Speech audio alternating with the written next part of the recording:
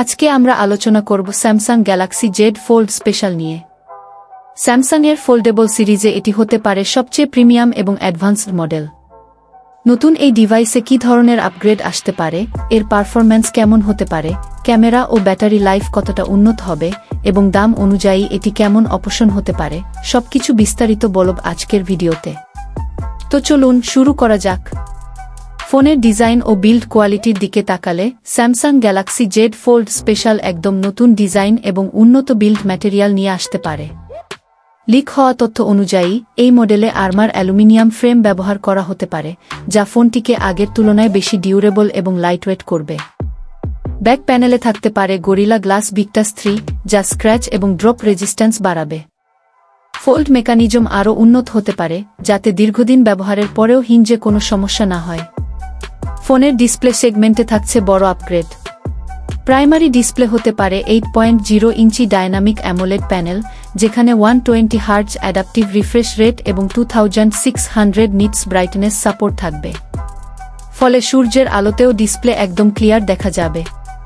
কভারের display হবে 6.5 ইঞ্চি AMOLED panel, যেখানে 120 hertz refresh rate এবং ফুল এইচডি প্লাস রেজলিউশন থাকবে। ডিসপ্লের প্রোটেকশনের জন্য গরিলা গ্লাস আর্মার ব্যবহার করা হতে পারে, যা আগের জেনারেশনের তুলনায় আরও বেশি ড্যামেজ রেজিস্ট্যান্ট হবে। পারফরম্যান্সের দিক থেকে এই ফোনে থাকতে পারে কোয়ালকম স্ন্যাপড্রাগন 8 Gen 4 চিপসেট, যা হতে যাচ্ছে কোয়ালকমের নতুন ফ্ল্যাগশিপ প্রসেসর। এটি 3 ন্যানোমিটার আর্কিটেকচারে তৈরি হওয়ায় পাওয়ার এফিসিয়েন্সি অনেক বেশি হবে এবং পারফরম্যান্স আগের তুলনায় আরও উন্নত হবে।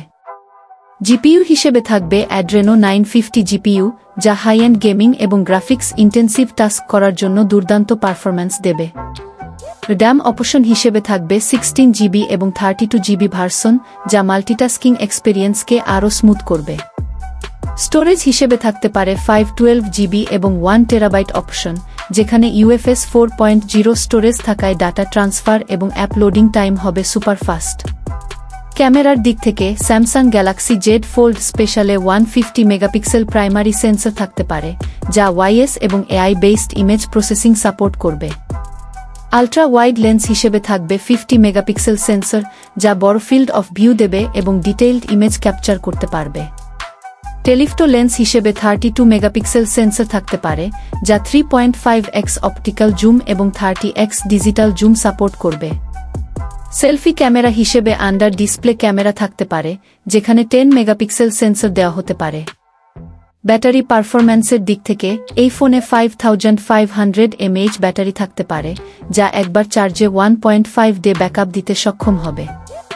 চার্জিংয়ের ক্ষেত্রে ওয়্যার্ড ফাস্ট চার্জিং হিসেবে 45 ওয়াট এবং ওয়্যারলেস চার্জিং হিসেবে 30 ওয়াট চার্জিং সাপোর্ট থাকতে পারে। রিভার্স ওয়্যারলেস চার্জিং সুবিধাও থাকতে পারে, যাতে অন্য ডিভাইস চার্জ করা যায়। ফোনটিতে under display fingerprint sensor, IP68 water and dust resistance, WiFi 6E সাপোর্ট, ডুয়াল স্টেরিও স্পিকার এবং USB Type-C 4.0 পোর্ট থাকতে পারে। দাম প্রসঙ্গে লিক হওয়া তথ্য অনুযায়ী স্যামসাং গ্যালাক্সি জেড ফোল্ড স্পেশালের বাংলাদেশের সম্ভাব্য দাম সম্পর্কে এখনও নির্দিষ্ট তথ্য পাওয়া যায়নি। তবে যেহেতু এটি সুপার প্রিমিয়াম ফোল্ডেবল ডিভাইস, তাই এর দাম $2,500 থেকে $3,000 মধ্যে হতে পারে, যা বাংলাদেশি টাকায় 3 লাখ টাকার বেশি হতে পারে। সব মিলিয়ে এটি একটি সুপার প্রিমিয়াম ফোল্ডেবল স্মার্টফোন হতে পারে, যা ক্যামেরা, পারফরম্যান্স, ব্যাটারি ও ডিজাইনের দিক থেকে দারুণ কিছু আপগ্রেড আনতে পারে। বিশেষ করে যারা ফোল্ডেবল ডিভাইস পছন্দ করেন এবং নতুন টেকনোলজি ব্যবহার করতে চান, তাদের জন্য এটি একটি ড্রিম ফোন হতে পারে। তো এই ছিল Samsung Galaxy Z fold special নিয়ে আমাদের আজকের আলোচনা। আশা করি ভিডিওটি আপনাদের ভালো লেগেছে। যদি ভালো লেগে থাকে তাহলে লাইক, কমেন্ট আর সাবস্ক্রাইব করতে ভুলবেন না। ধন্যবাদ।